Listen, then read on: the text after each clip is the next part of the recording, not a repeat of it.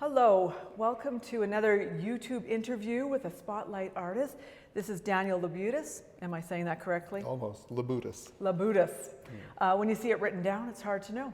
And he is our spotlight artist for September, October, and into the beginning of November here at the Craft Gallery in Calgary. So hello, welcome. Thank you so much. It's very exciting to have your work here. We, being craft lovers, love ceramics.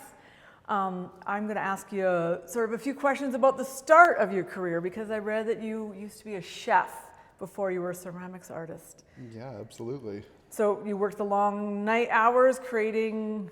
Yeah, worked every weekend and holiday, and worked as a chef for about 10 years, and through all levels of restaurants, and finished up at Chef's Table in the Kensington Riverside Inn, which has since become Oxbow.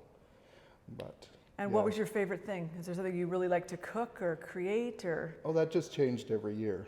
It was, always wanting to try new things and try new styles of cooking and keeping up with what was current.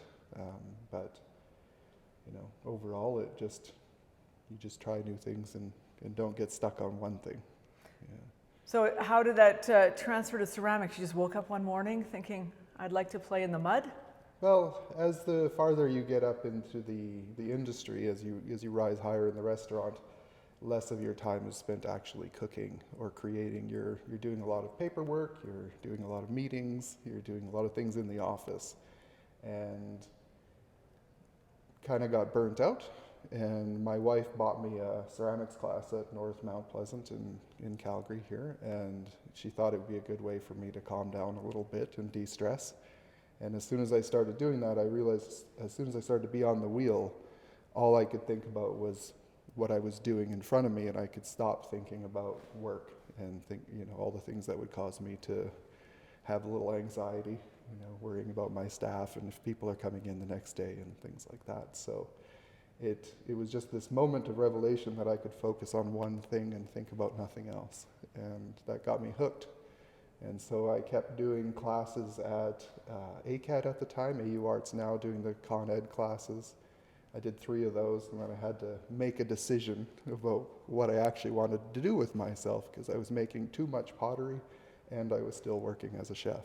So it just made that decision to go back to school.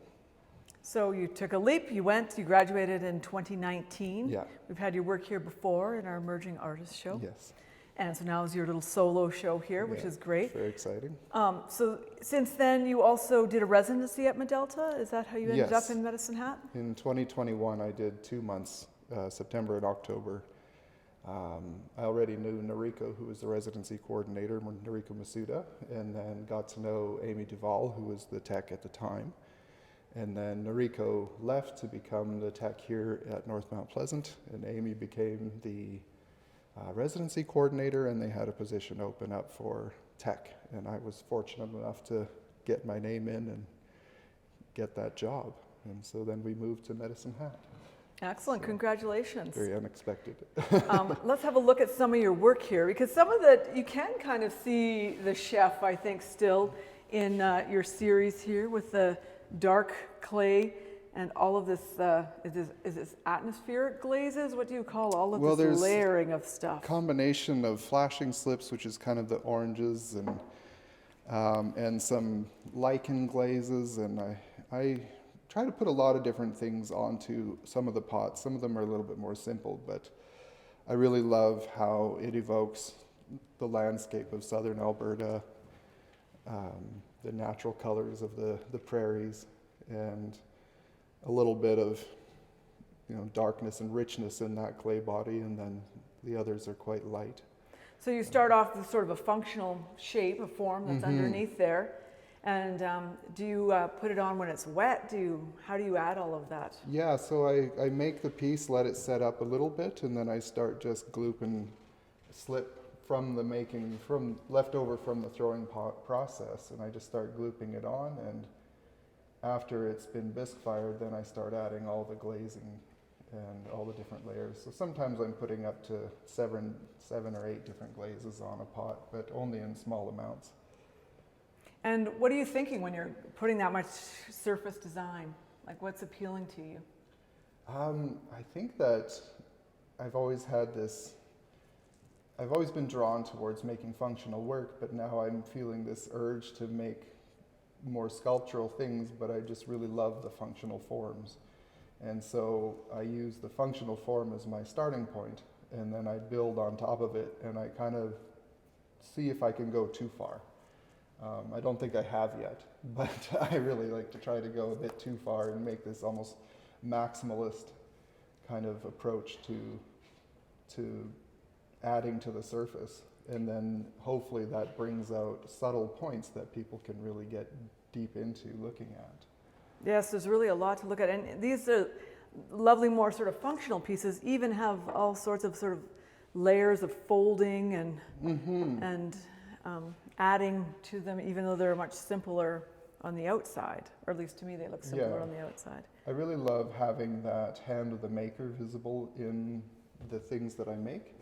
I want people to see the leftover marks, the fingerprints, the like, is this kind of where you would have? Exactly that, yeah. It's not taking myself out of the picture, like I'm not making it so perfect, because IKEA makes really wonderful, perfect mugs if you're really looking for something very functional. So, you know, as a maker, I don't mind it being more about me if I can be selfish in that way. Well, yeah, and I mean, that's what I love about ceramics is I can feel an artist, I can feel someone made this and the textures of it and everything else. In these ones, and what do you call this series? It's the whiter series. I had a name for that. These were ones I was making a few years ago because I was doing low fire in my basement in an electric kiln. And because low fire is often used for, like, you mask everything with the glaze. It's all about the glaze. I was trying to do something more of a translucent glaze as opposed to an opaque glaze that could still show the colors behind, and then I would put slip behind the glaze to bring it out. And so you can see the cutting marks of the tools and the application of the slip. Yeah, they're quite lovely. These, we've got little lidded ones here. Can you... Yeah, I was going on a bit of a tear of making lidded jars at one point and trying to be a bit unusual with them in the forms, and I was making them in multiple parts, so some of these were made in 5 different pieces. So you threw them 5 different pieces? 5 separately, and then I just built them afterwards so that they would kind of have a looseness and a fluidity to them that, you know, isn't always super achievable on an electric wheel. Right. When you're making them, do you like sort of think back through history? Because these kind of things, you know, when you really needed a jar to keep your stuff clean and bug-free, like these really remind me of Alberta. Yeah, is that something you think about? Yeah, I do think about that because it's that combination of what is functional, and a jar is inherently intended to be functional, but I'm kind of removing some of that by making the opening a bit small and challenging to get into. And so it is still functional, but it isn't the most functional. It's more nearly functional than it is, you know. I like that, nearly functional. Yeah. Yes, and I mean, these are very functional, but also very sculptural.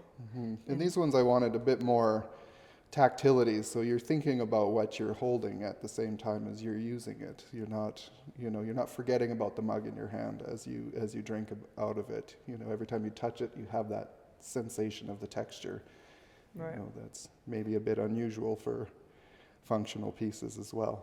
So for your last couple of years in Medicine Hat, are you finding that landscape and the fact that the clay, the source of the clay is close, does that influence you at all? I think so. I think the landscape always influences me. When I was living in Calgary, I was making work that had more of a mountainous feel to it. And this maybe relates to that, but I think the dark clay, the oranges and the browns, you know, is a very common color in Medicine Hat.